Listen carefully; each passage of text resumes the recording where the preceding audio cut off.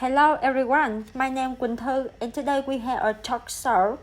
Surely each of us has a small corner where you are only comfortable to review your feelings when you are alone. You can be an introvert or an extrovert or both, but you definitely want a space for your own to freely express your interests and personality, a space to keep your secret, and a quiet space to relax after a busy day.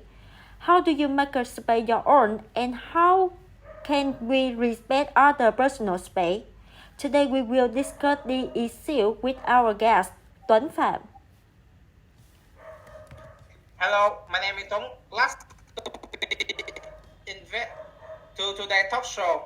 I am so interested about this topic of private space because this is a matter which is correct by everyone, and I know making a space for ourselves is not easy. So, in your opinion, what is a personal space? In my view, private space is its person's own space without the influence and disturbance of people around, where you are free to be yourself. A private space is not just a place, but it can also be objects, blog, email, phone, anything that has been identified and claimed to be owned by a person. I'm in your work. I think my room is my private space, and I do not want people to come into my room and touch anything because they can mess things up. But I'm hesitant to tell them directly. So can you give me some element to creating an effect private space? Yes, I was in your situation before, but now I found a useful method to give a message to my guest. That is the door. You know, the door is where all your notice and visit will be announced and conveyed to the guest in the fastest way before they enter your room. For example, on the door of my room, I usually hang up a small board. I write my nickname on it, so people know it's my room. And below my nickname, I will stick something I would like, such as, please note before entering, do not touch anything in my room without my consent. This part is not only for announcement, but also a cute decoration that you should try. Surely, I will make my own when I come home today. Do you think close relationships such as parent and children, sibling, or husband and wife still need to have boundary and respect each other's privacy? Of course, each person is a unique individual, will have different thoughts and beliefs. They can share thoughts with their loved ones, but they can also keep them for themselves to feel safe. It's a personal right that everyone must respect. So even though the relationship is very close, you should not touch anything or enter the other room without that person's agreement.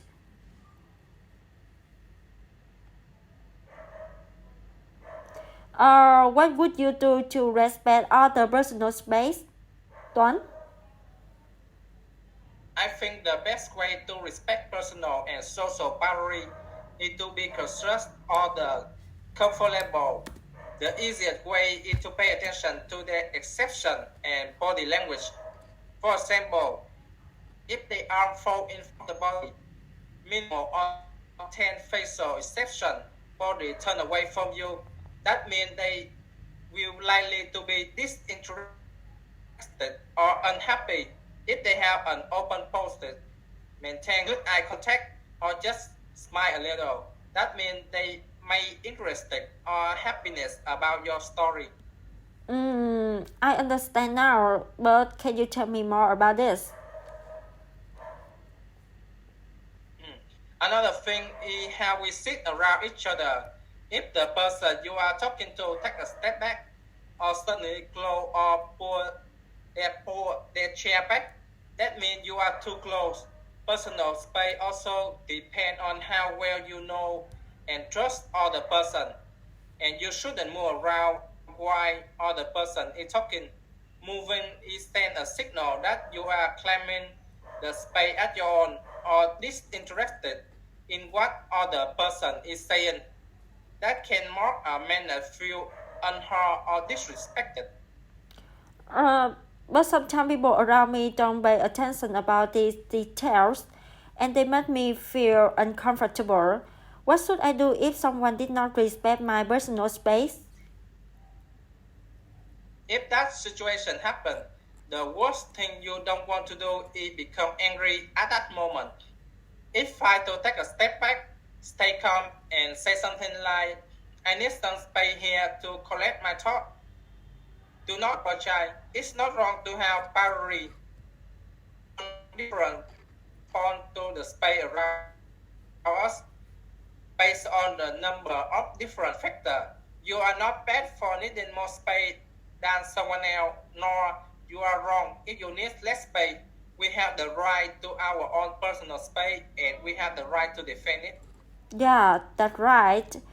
Thank you so much for your sharing today and thanks so much for your listening.